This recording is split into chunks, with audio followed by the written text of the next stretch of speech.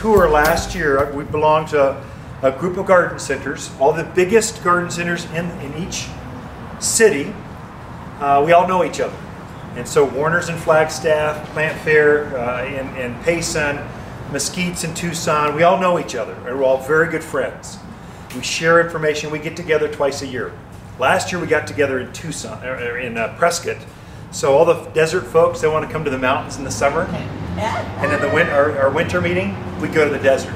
So this last summer we came up here. I lined up the tour and I said, I want to get to know this viticulture stuff that's going on in the Verde Valley. I want the inside scoop. So I called Nikki. She has set up, she actually created, I would say launched the Yavapai College viticulture program over in the Verde Valley. Hardcore expert, I mean like really an expert. I mean, I can't emphasize that enough about grapes, and way more I'm sure. She's now gone off on her own, and now she's got her own consulting business just to wineries, vineyards, how to grow grapes. So I'm hoping she'll do wine grapes and table grapes both, because grapes are grapes, really. And they grow really, really well here. I've got an entire fence line of nothing but brambles, raspberries, blackberries, and grapes. The lower part of the property, I leave those for the birds, because I love birds. They attract birds. And the upper part of the property is for me.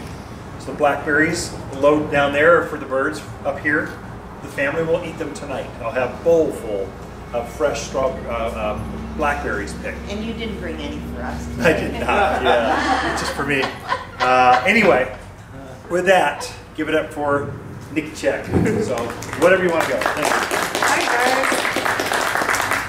guys. Does this sound okay? Yeah. All right, cool. So I'm a Prescott native, which is kind of interesting. Many people assume I'm from California because I know about wine grapes. But I studied agriculture here at Yavapai College and Prescott College. Became a bona fide soil nerd. That was how I started off. And about 10 years ago, I started working as vineyard labor for Merkin Vineyards, which is now one of, I think, the top quality wine producers in the state, Caduceus Cellars and Merkin Vineyards. So that was a while ago, 10 years. I've learned quite a bit in that span, and planted 13 acres of grapes for Yavapai College in Clarkdale. We turned a racquetball court into a winery, and it's been a really fun ride, but I realized there's a lot of people out there who are growing grapes, and they have a lot invested, and there's not many consultants out there to really help them be successful. So that's how I make my living. I travel all over the state, Apache County, Cochise County, Santa Cruz County, Verde Valley, over here on occasion. Yeah, I just want to go over grapes a little bit. They're different plants than most other plants.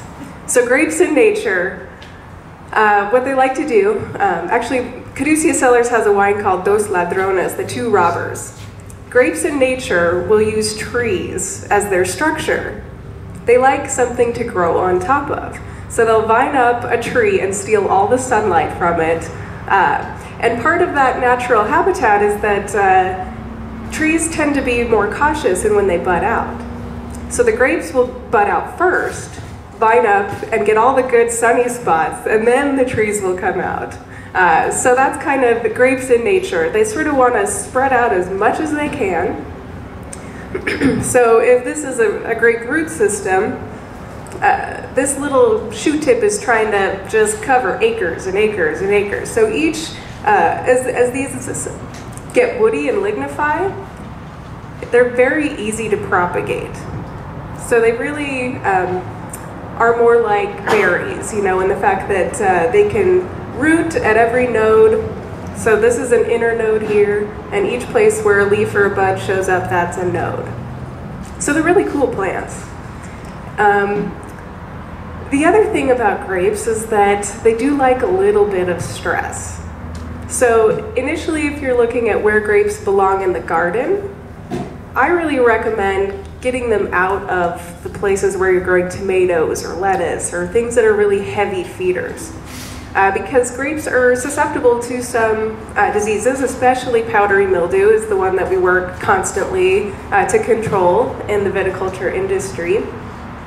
So having an area that's not super high in nitrogen, that you haven't really loaded up with manure, or that you're not constantly feeding and watering, it's nice to be able to have them on a separate drip line, because they need a lot less water overall than a lot of other plants. Just those two things, limiting nutrients, especially nitrogen, and reducing water, can really help you control powdery mildew, rot, and insect problems. Leaf hoppers in particular are cute little tiny bugs, and they can, sometimes they're fine in small amounts, but if they take over, they can really affect the leaf's photosynthesis rates, and then you won't get the sugars into the grapes like you want. And the number one thing to do to control those is to not water so much and keep the floor clean. So again, that pre-emergent, Ken is totally right. Getting a pre-emergent out is very, very helpful for reducing both an area for pests to be in and also reducing humidity, which can lead to powdery mildew. So powdery mildew is an interesting little fungus. It's native to the United States, southeastern United States. So wine grapes that come from Europe are not used to it, and they really don't do very well with it. You have to help them out. So the one thing you can do as far as grape placement in your garden is give them a little more air. So if you have a hill, put them at the top of the hill instead of at the bottom where it's a little more humid. So you want airflow. So if there's sort of a breezy spot, that might be a good place for them. And then we'll get into sort of tending grapes and training grapes, all to sort of keep with that goal of having good airflow. Okay.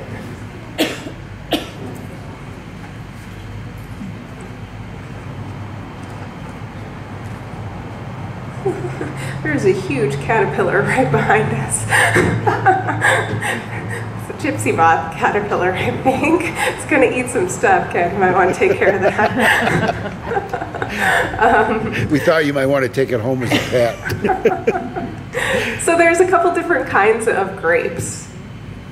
As I mentioned, there's European wine grapes.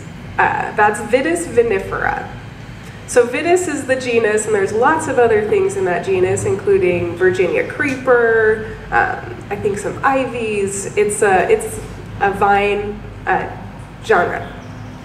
And then species are a little more specific. So Vitis vinifera is the European wine grape, and we have a lot of different species here in the United States. Actually, the highest density of diversity is here in the US, in the southeastern corner of the country.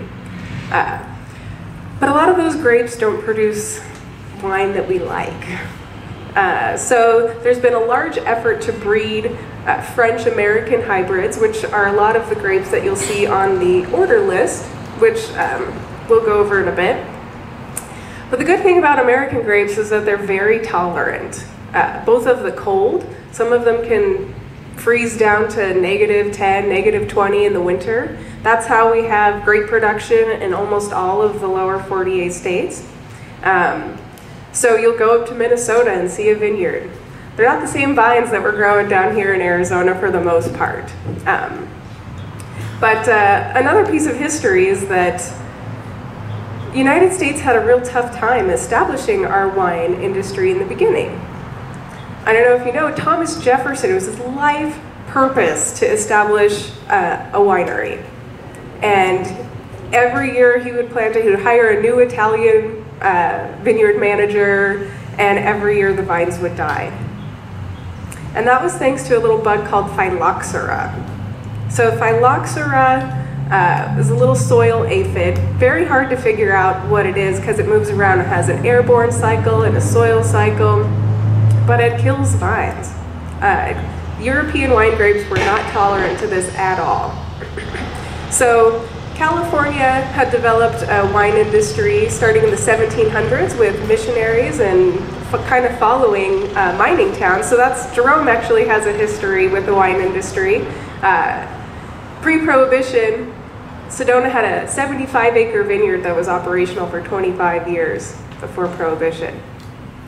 And in the 1700s, Arizona and New Mexico had more grapes planted than California did. So things have sort of changed. But anyhow, in In the 1870s, 90% of the world's wine grapes were wiped out. And that was because phylloxera, that soil aphid, had made its way from the southeastern corner of the United States into California and into Europe, and all but the vineyards in the sandiest soils got wiped out. But the cool thing is that they figured it out. They went back to the southeastern part of the US and they looked at the native grapes that were growing there. And they said, well, these grapes seem to do fine with this bug. And they were able to develop rootstocks that saved the world's wine industry, basically. So now, if you go to Europe, all the wine grapes that you see over there are grafted onto rootstock, much like fruit trees are today, roses and everything else. There are a couple of own-rooted vineyards. Own-rooted vines do really well in really sandy soils that get really hot. The bugs don't like to live there. But otherwise, it's a safer bet to want to plant on rootstock, and they're developing new ones all the time. I'm going to write this down and give it to Ken because I want him to be able to order some vines on rootstock. I think most of what we have here is own-rooted. But again, the American varietals that are unrooted are going to be a lot hardier than the vinifera species. So vinifera species include things like Cabernet Sauvignon, Cabernet Franc, Petit Syrah, Syrah, Chardonnay, Merlot, all of those sort of grapes that you associate with winemaking. The American grapes sound a little funny when you say them out loud. We have things like Catawba, Sauvignon Blanc, there's some other Frontenac, Marshall, Foch. There's some really wild ones out there. But anyhow, so the first thing if you want to plant grapes is to look at your yard and say, well, how cold is it going to be here? You'd be surprised the microclimates that we have going on in Arizona. Because it's so arid and you have a lot of topography, the temperature difference between the bottom of a valley near a creek and the top of a mountain can be totally different. So that's really a big question to ask yourself here, because Prescott finds itself right on the line between being too cold in spots for wine grape production and then having places where you would want to plant those native grapes. So Ken tells me we're edging towards a zone 7 here in Prescott, where I had assumed it was a zone 6. So that's an important distinction because wine grapes are only hardy to 10 degrees. And Prescott used to see a lot of winters below 10 degrees, but it seems to be more and more rare. So if you get up out of the cold sink areas, one thing to think about is that cold air moves just like water in a landscape. It'll work its way in the lowest areas, and if you have anything blocking in that cold air, it will begin to settle. So settling cold airs that are really the roughest on vines or any plants. So if you can get up out of a cold pocket, or maybe take down a berm. Berms will hold in that cold air too. Sometimes weeds will hold in cold air. Looking at your landscape initially can really save you a lot of grief, finding your vines dead the next spring. It's a sad, sad thing. I've had to do it a couple of times. So yeah, if you get on a hillside, you can really see amazing temperature differences, 5-10 degrees. I had a vineyard in the Page Springs area, right off of Oak Creek. It's a canyon, a lot of cold air moving through there. And a vineyard was planted, a 2-acre vineyard, and the elevation difference between the bottom and the top of the vineyard was about 5 feet. And a frost came along and killed the entire lower half of the vineyard. So 2.5 feet. It can really make a big difference. So just looking at your landscape, how cold air is moving down from the mountains, where it's settling. The Verde Valley has an advantage in that we have the Verde River that collects all of that cold air and sends it out of our valley. Prescott's more of a basin. So you have a lot of mountains pushing cold air down and a lot of places for it to settle. So it's a little bit trickier here. But once you get that, established, some tools that can help you figure out what your temperatures are. A basic min-max thermometer, the little magnet that catches the lowest temperature and the highest temperature. you might only have 3 days in the winter that approach that 10 to 0 degree area. So if you're paying attention to the weather, you can go out and check and see how your yard compares to the daily weather report. That's really helpful. There's also these really cool little things called hobos. They're from the company Onset. They're Onset Hobo Pendant Data Loggers. So you can program these, and they are not very sophisticated. You put them into a little shuttle that goes right into your laptop. It pops up. You program how often you want to collect the temperature. And it could be every minute, it could be every 4 hours, it could be every 30 minutes. And you can collect that temperature data. They work beautifully for cold temperatures just like this. If you want to get hot temperatures in the correct range, you have to have a solar shield, which is about $75. These guys are about $55 each. So if you're not into checking your min-max thermometer and you want to know when your spring frosts are, when your fall frosts are, these are kind of a cool thing. The software is $99, so for a couple $100 you could have it all automated, and then when you're ready to look at things in the spring, you just put it into your laptop, it downloads and gives you a graph. So that's kind of cool. All right, so once you understand your temperatures, your topography, where you want your grapes, which grapes you want, you can kind of look at what to expect of your grapes. As gardeners, we're all excited. We see the future, you know, we're visionaries. We plant something and we want it to get to its mature state right away. With grapes, you have to be quite patient. It takes about 5 years for a wine grape to get to its full mature structure and its full crop bearing load. So that's hard. It's a hard 5 years to wait, especially when you've planted thousands of them and sunk a lot of labor into them. The other thing about grapes is that they're not laissez-faire. They're not hands-off those 5 years. You have to put a lot of labor into training them, pruning them, all of that. So sort of the process that we go through, at least with wine grapes, you can sort of augment it for any type of trellis system, because you guys might want to put a grape in a pergola or do a fence line or any number of situations. It's really important to prune grapes really hard. Probably the most common mistake I see across the board, both in backyards and in vineyards, is that people don't want to prune very hard in the winter time. So you prune grapes after fruit trees, usually in February when the hard frosts of January have passed. And the first year, your grapes are going to look like this. And it's really shocking to people when I recommend that come February, everything is coming off of this except for 2 buds. So pruning is an invigorating act. The more you take off, the more growth you're going to get at the end of the season. Or the beginning of the season. And that's important if you want a pergola or if you want a trunk. All of our trunks are about 3 feet high, and then we train cordons, so it kind of looks like this, the grapevine, and then you have a couple sets of wire in most vineyards to support the green shoots. Every year, even in that mature vine, we're taking each spur, is what we call them, down to that 2 buds. So all your new growth almost always goes back down to 2 buds, except for when you're pruning or training a trunk. Then you leave the trunk. But that big shoot, basically grapevines have about a 40-day growth period, which is, you know, Kens might still be growing right now, but you know, they really take advantage of the springtime and their stored carbohydrates and everything. And so what you get in that first 40 days is what you have to train for the next year. So if you can focus that energy into those buds that are going to grow, you're going to get nice big canes that grow really long and are nice and consistent all the way up.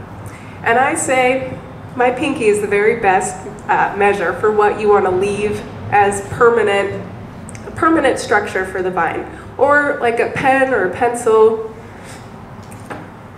Somewhere in this range. If you get to this is too big. You don't want to get to this. So if you get huge canes that look like this, This is called a bull cane when it gets to this girth. And funny enough, it goes oval, just like this Sharpie marker does. So that's kind of the range of what you have out there. If it's smaller than a pencil, cut it off. If it's in the pencil to pen range, you can keep it if you want a trunk or a cordon. If it's gotten to this stage, you have to reassess a little bit. Back off your fertilizing, back off your watering.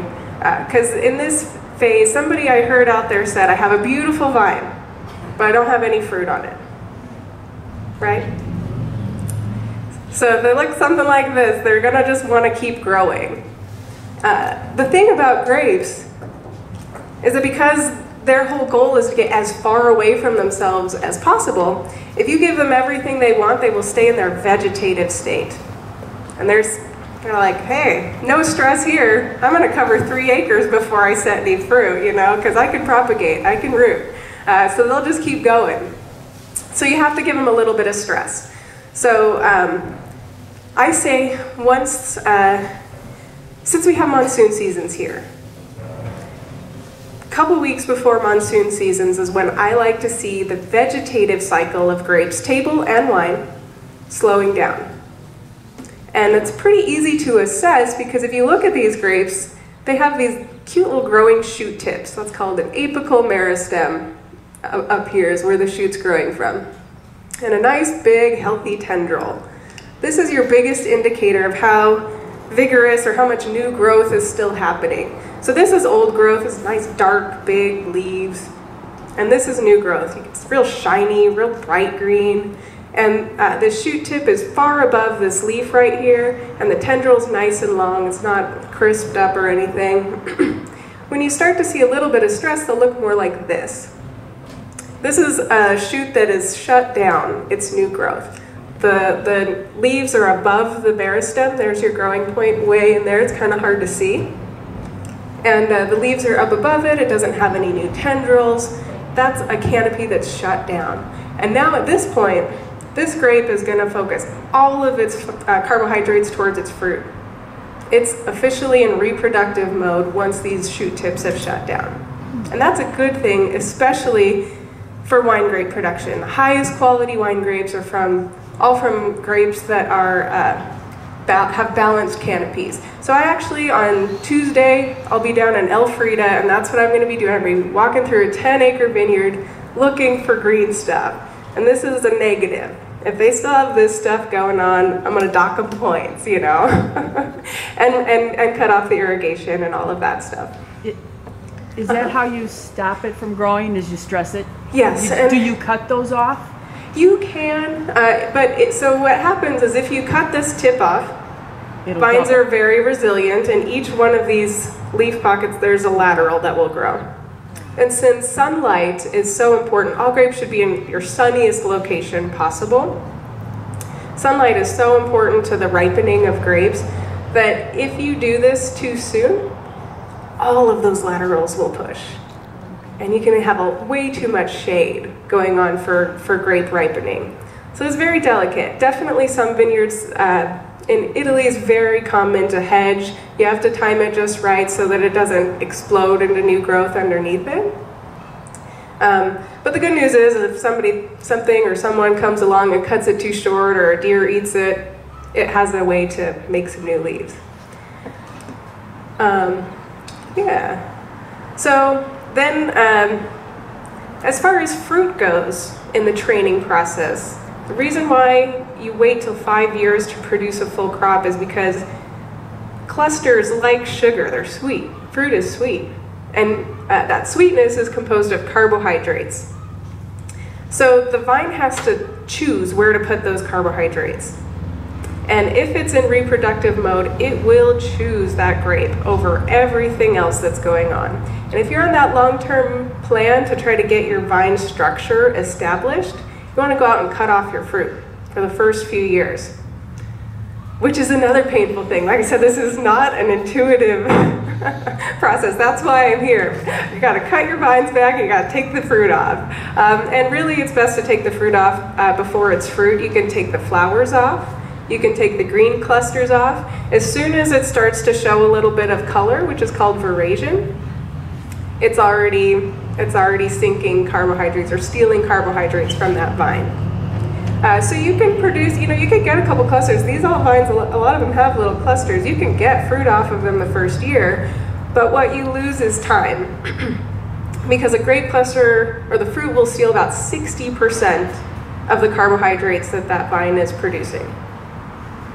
And come winter time, it's important that vines have a lot of carbohydrates stored to make it through the winter. So it makes their wood dense, helps them survive the winter, and then also gives those buds a lot of oomph, because the two buds that I pointed out that you're going to save next year, they have something called bud primordia that are forming. They formed about maybe 3 weeks ago.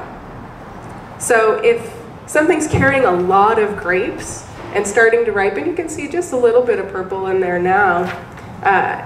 It can take carbohydrates and energy away from those buds that are forming right now for next year. So if you have a bad crop, it's not just about what happened that season. It might be something that happened, maybe it was overcropped the season before. So it really, viticulture is fun because it sort of makes you travel in time.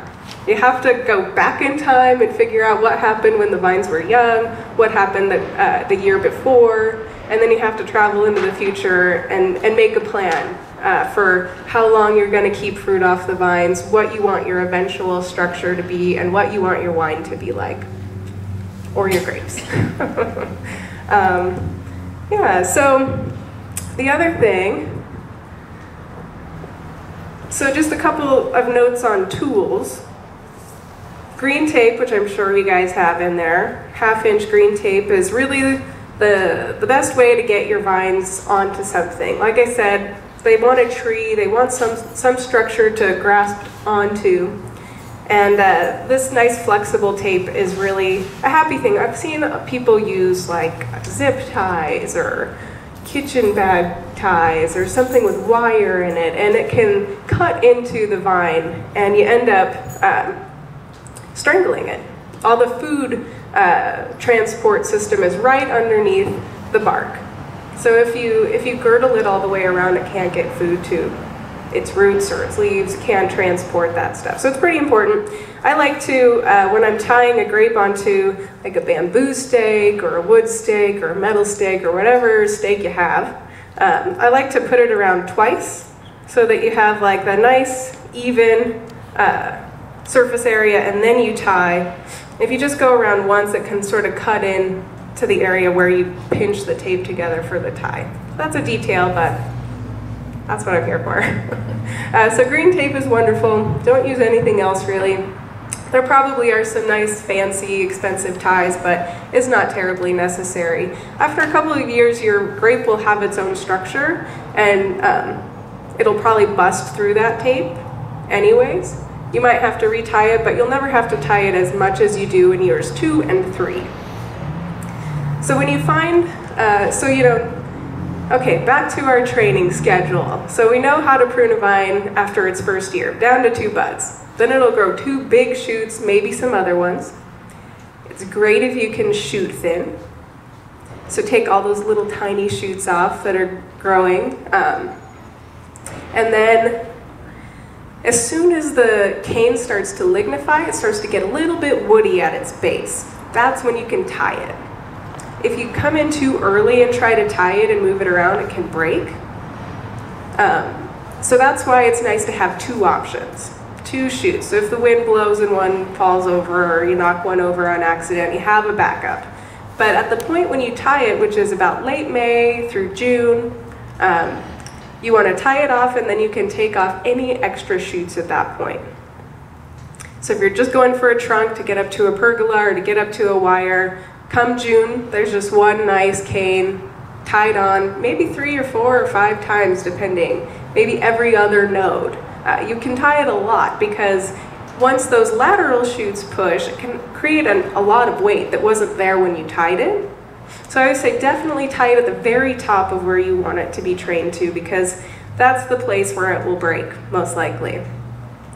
And then you're kind of good for the rest of that year. You just have to weed and do everything else. in year 3, you prune everything off except for just that trunk that you tied the year before, which there might be a couple new shoots that grew, but not very much. And then every bud on that trunk will come out. What you do then is pick off any lower stuff. As soon as bud break comes, which might be in April or late March, around here.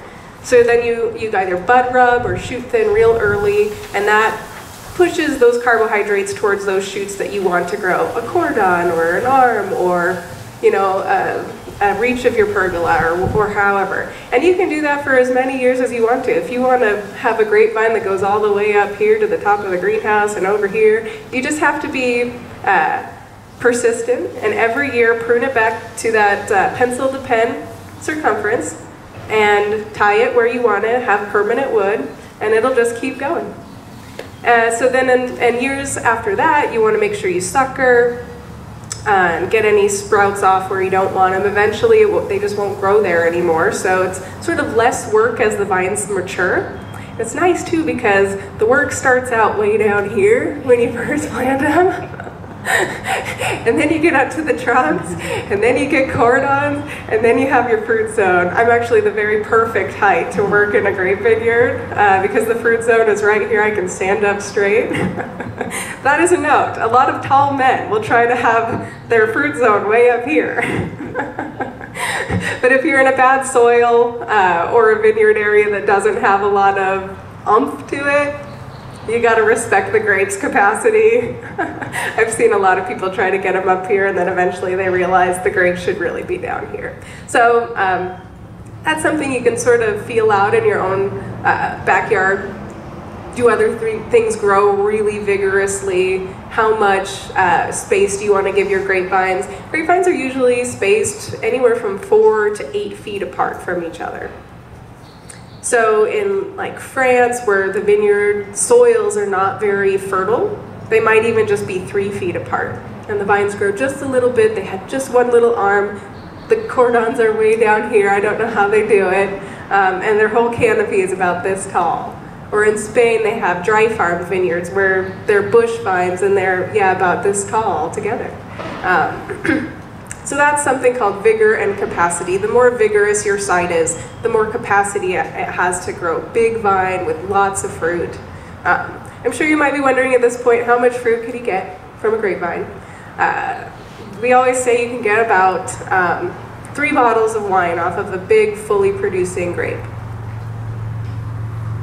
And as far as pounds, it's about 3 tons per acre, if you're wanting to look at that. So you can sort of break that down into pounds per vine. There's about 1,000 vines per acre. So 3 tons per acre, 1,000 vines, and that 3 tons per acre would make, each ton is about 2 barrels of wine. And so how many of you guys are interested in winemaking at the end of the day? Okay, cool. And how many of you guys have grapes or want grapes in your backyard to eat? Okay, cool. Well, you got the easy end of the deal. Everything I just said still applies. Table grapes still want a little bit of stress. They still suffer from powdery mildew. You still want to prune them hard. All of those things still totally apply. Now, you don't have to worry about grape presses or destemmers or fermentation bins or barrels or racking devices and all of that stuff. It's a whole nother thing. To build a winery in good fashion costs about $1 million. So it's a big investment on top of having planted a vineyard. There's a lot of people, in fact, so while I was at the college teaching viticulture, a group of students formed that were basically garage winemakers. And they do a home winemakers competition now every year in April. So they're a wonderful source if you want to understand how to do that in your garage with your backyard vines. There are definitely people who've done it and who are very willing to share their experience. Like I said, it's in April. It's hosted at Yavapai College in the Verde Valley. And there's some really cool wines coming off of these small productions. Also a really good place if you have some grapes. you don't really want, you've eaten enough of them, and you want somebody else maybe to have them to ferment, might be a good group of people to tap into.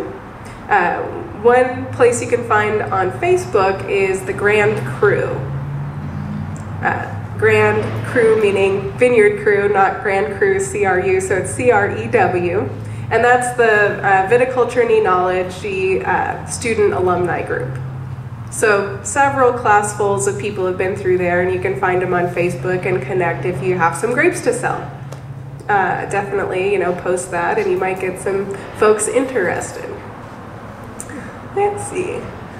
Okay, so just a couple other things on tending to grapes and what they need, their requirements. I mentioned that grapes really are not heavy feeders. They don't want a lot of nitrogen. I don't like to see more than 80 pounds per acre of nitrogen available. So if you look at like a corn crop, they're putting 200 pounds of nitrogen every year on a corn crop. So we don't do that in viticulture. But what both vines and trees and anything perennial with a lot of wood needs is potassium. So if you can put something that has a lot of potassium on it, great. Then if you start to see chlorosis like this interveinal chlorosis, it's probably a micronutrient that's missing, which is very common here in Arizona, both because we have high calcium and high magnesium soils, and also because our water has high calcium and high magnesium. So micronutrients all are cations, or positive atoms. So are calcium and magnesium and potassium. So if you have too much calcium and magnesium, it fills up the soil saturation and not as many micronutrients get in. So then it's best to apply a micronutrient specific spray. Iron is the biggest one. So if you can get iron on your vines, it can almost overnight change the color of your leaves. And foliar sprays are a wonderful way to get nutrition into the plants themselves without dealing with the soil. So if you have a lot of calcium in your soil or something going on in your soil that's binding these minerals, you can spray them right on the leaves and it'll get right into the plant. One thing that I really like a lot is kelp. So there's a product called Maxi Crop Kelp Powder. I know you can get it through Peaceful Valley and probably other places. It's high in potassium, it has a few micronutrients, and it also sort of gives some hormonal signals for the vine to keep growing and developing. So that's a fun one. Iron, manganese are probably the two biggest micronutrients that are going to be missing from your vines. Okay, and then bugs. We want to talk about a little bug that has a place in its heart for grapevines specifically. It's called the Western Grapeleaf Skeletonizer. It's a little caterpillar, and you might just see them. I believe, I had a call from somebody when I was at the college, and they were able to exactly describe this caterpillar, and I immediately told them what it was. If you go out and your vines are eaten kind of one leaf at a time, you flip over the leaf and there's a little patch of yellow, purple, and black caterpillars that are about this big. Sometimes they're smaller because they lay their eggs and they hatch, and then they'll just start eating everything around it, and they'll move from one leaf to another. They'll eat a whole vine and then they'll move to the next vine, which is kind of cool because they're just usually in one spot. If you have a small vineyard, you can just go out and kill them. I recommend you wear gloves because their little spines can be quite irritating. There's also a very specific spray that you can apply. It's usually just, they come out in spring and fall, and it's called BT. It's Bacillus thuringiensis, and it is extremely specific only to caterpillars. So if you have ladybugs and lacewings and all the parasitic wasps and all the wonderful beneficial insects, you can go out and spray BT and it will only kill caterpillars. Which is great because they're probably the only caterpillars that are on there. Cutworms also can be a problem in the early spring. So nothing to really fret about. They're not gonna decimate your crop as long as you get to them early on, and they're really only present in the spring and fall. But they will scare you. and you definitely want to take care of them, or else they will take out your whole vine or your whole 3 vines or whatever you might have. Okay, guys, let's see. One other thing about pests is birds. We have to talk about birds. So one of the biggest things that I work against in the ripening season for grapes is bird pressure, especially because Arizona is a haven for birds. A lot of birds migrate through here, and we have the Verde River, we have little watersheds, areas with lots of trees, the Sky Islands down in southern Arizona. So we have a lot of birds here, and a lot of them really like to eat fruit. They're attracted to color. So the dark red varieties out there are going to get the most pressure. Also, they don't like a whole lot of acid. So I've noticed there's a grape called Tempranillo, it's a Spanish grape. It's kind of low acid. Sangiovese is a red grape with a lot of acid, it's Italian. The grapes will decimate the Tempranillo, and the Sangio can ripen just fine. So that's one thing. You might have a few vines that are more susceptible to birds than others. One thing about Concord grapes is they have a chemical compound in them that birds hate. They will not eat Concord grapes. I don't know about the seedless ones. The seedless Concords are a little bit lighter, might have a little bit less of it, but could be a good option. But since they are drawn towards color specifically, if you don't want to deal with birds, one of the best things to do is get a white varietal. Your chances of ripening a white grape to ripeness, much better than a red. Also, you can harvest whites a little bit sooner, usually about 20 to 22% sugar, whereas red grapes, to make wine out of it, you want more like 23 to 26% sugar. Let's see, I think I might have gone through what I want to, yeah. Is there anything else you can do for the birds to keep them? There's lots and lots of things. Like bird netting can be such a mess. Bird netting can be a mess. It's the thing that works the best. If you have your vines in rows, like a couple of rows, especially if it's in your backyard, it's a small bit, you can get a custom cut net that goes over the whole thing. That's the very best kind of net to get.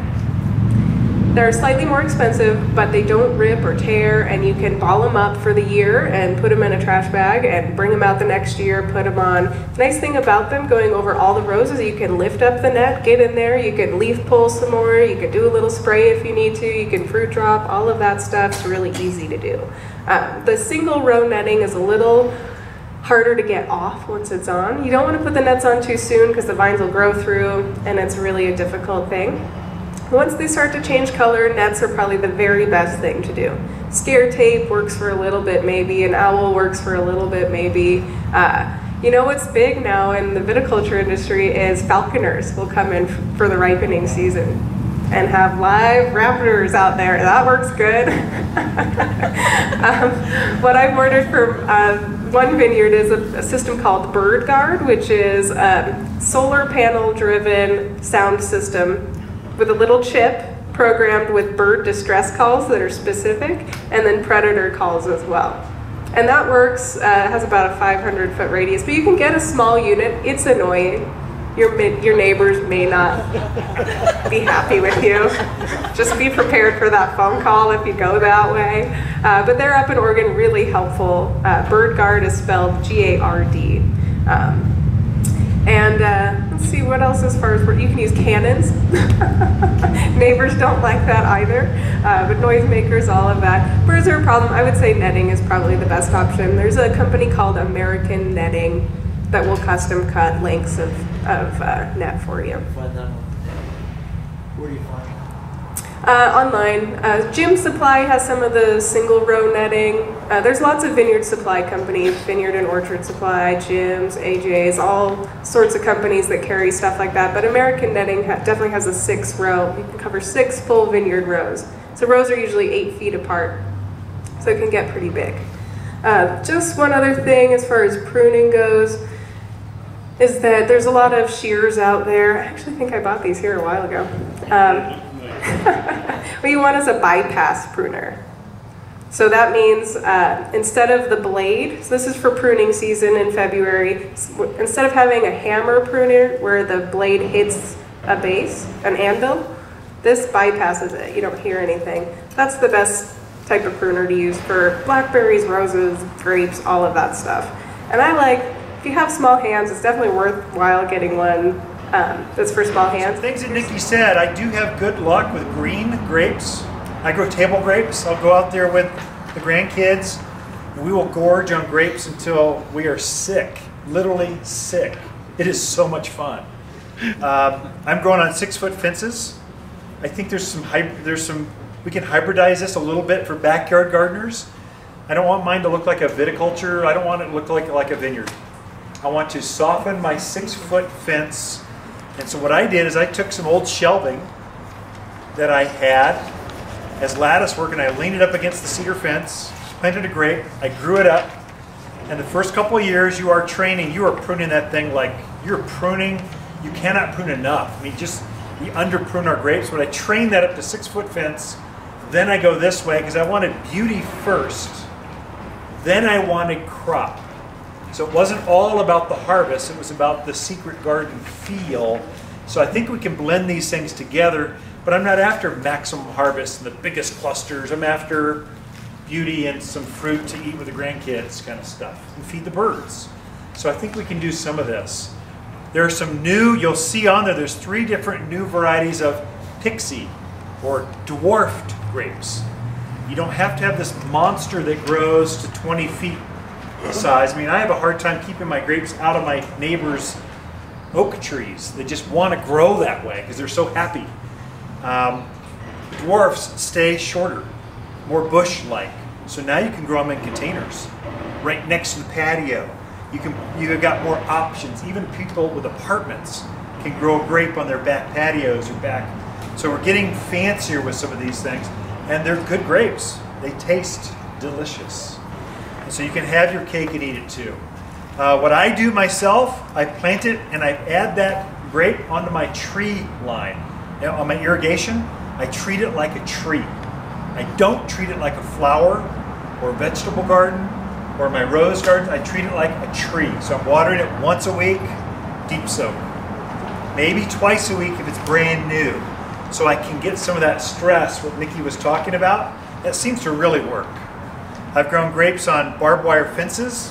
I've grown grapes on cedar fences. I've grown grapes on pergolas that literally were that tall, and then it grew up a 2nd-story deck, and then went out over the pergola. I used it as a shade structure. And I have grapes, classic Mediterranean grapes hanging through the slats. You can train those things. They're amazing. It's an art form. They can be a little messy when you do that, because you have some leaf drops and some things happening, but it's amazing what you can do with them. It's really fun. Grapes are fun to play with. And they do really well here. One other insider tip, if you're doing table grapes, I saw so many hands with table grapes. Some of you want Thompsons, some of these grapes you see in the grocery stores, and they'll grow here. But what Nikki said is they're kind of temperamental. Some years they can be zapped back and damaged or killed. Thompson is that vinifera species. It's one of the only table grapes that's a European wine grape species. Yeah. So we find that we do better with Himrods, Niagara, some of these other, they look the same, but they're hardier. There's some hardier varieties. So since you're customers at Waters Garden Center, you already know this. We're selecting plants we're curating plants that are better for this area. It's not some buyer out of Atlanta going, send 50 of those to all of my stores in Arizona. We're getting them for this Central Highlands area so they'll produce better. We've just seen production. Those varieties you're seeing, they'll do better for you. Just kind of the insider scoop. So do some homework, or go to a place that you trust, or talk to a neighbor that's had success and see how they're doing it before you just start planting grapes from an online bare root place. You may not have the same success. Sometimes it's not you. Sometimes it's the person that sold you the junk. They shouldn't have sold you for the area that you're planting in. So just do a little bit of research, okay? With that, 2 questions, yeah? You said watering once a week. Mine's on a drip system. Would you run it for a half an hour? Good question. So the question is, so I put mine on my tree lines, and I'm only watering once a week. How long should it run? Now, if it's on a drip system, that is low water micro irrigation, a half an hour is virtually no water. So it's probably got a 1 gallon per hour emitter head, so you give it a half a gallon of water for a plant that probably needs 5 gallons a week. So there I might double or triple the emitter heads, maybe go with a 2 gallon per hour emitter and leave it on for an hour, 2 hours at a time. so I can deep soak. I want that entire root zone watered and a little bit more. And that's what makes for a hardy, drought-resistive, not just grape, but plants. We water too frequently and not long enough. This, with drip systems, has been my experience. So you would put 2 of those? I do put 2. I put 2 2-gallon-per-hour emitter heads per grape. That's my soil and I'm on a north slope. I've got some awkward spots, but that's just what I do. In our vineyards, we go from anywhere from 8 to 18 gallons per vine per week. There you go. That's the inside scoop. Okay, how about if you have a moat? Don't do the moat. Don't do it. Don't do a moat. Yeah, don't do a moat. That's what they do in Phoenix, and they don't grow grapes in Phoenix. Come the rainy season, you're going to be holding all that water, Right. which they don't want. Right. So just have it flat. Yes. Yeah.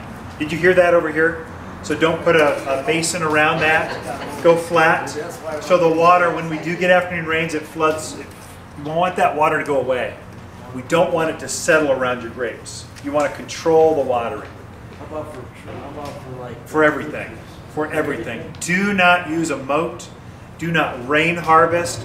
Do not put them in a dip or gully. Have them at soil level. And for those of you out in the valley areas, the 69 corridor all the way out to Cordis Junction, make sure you're either at or even a little above the soil level so we can get that water away. The soil is so heavy that it loads up with moisture and does not drain. So you've got caliche layers. The ranch and Yavapai Hills has got boulders. You've got things that are affecting the drainage or the perk of the soil that affects the plants, not just vines. This is fruit trees, brambles, whatever.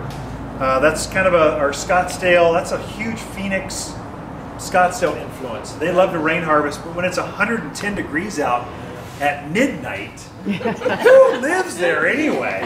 Come up to God's country. Slope is fine because that's helping things float down. Yeah, I'm on a classic mountain landscape, overlooking the Dells, Granite Lakes with a great vista, and I'm gardening on this. So I've got good drainage. The problem is I've got bad soil. So I'm having it to affect. I have to fertilize a little more often because my soil is so bad that I'm having to fertilize with the all-purpose. I do that every couple of weeks or so, a little bit. So probably maybe a little bit more than what Nikki's used to, but she's used to vineyards that have soil. Some topsoil. I got nothing. Okay, there's one more question, then we'll go. My grapes are like 15 years old. I bought the house with the grapes, and they're gorgeous, and they're sweet, but they're little. Is that I don't know what kind of grapes it is. It's probably the kind of grape. Okay. Yeah, as long as they're not being severely underwatered. Oh, no. The type of grape. Okay. I do notice when they've got fruit on, they are more sensitive to watering. So you need to be a little more careful, or it'll take the moisture from the fruit to keep the vine alive. So watch that. That's all fruit trees are kind of that way. It's a good point. That stress you want to induce is right before the monsoon season, but then as they're ripening, you don't need to stress them as much. Once they're really deep in that reproductive phase, you can add a little bit more water in. Yeah. Did you write these? No, not yet. Oh, you should write a book. We'll push it for you. But in the meantime, I have these 2 books that I recommend for backyard or small scale type operations. One is The Organic Backyard Vineyard. Has a step-by-step process of how to plant, care for, and tend to vines. And this is From Vines to Wines. Has a lot on the vineyard, but also has a good section on small scale winemaking. So feel free to take a look at these if you want to a little later. And thank you so much for your time. It's been a pleasure. I would like to give Nikki this, because she's so passionate about grapes. I want her to be passionate about vines. So I'm going to give her this passion vine. You travel a lot. But thank you for coming. It's one of my favorite vines.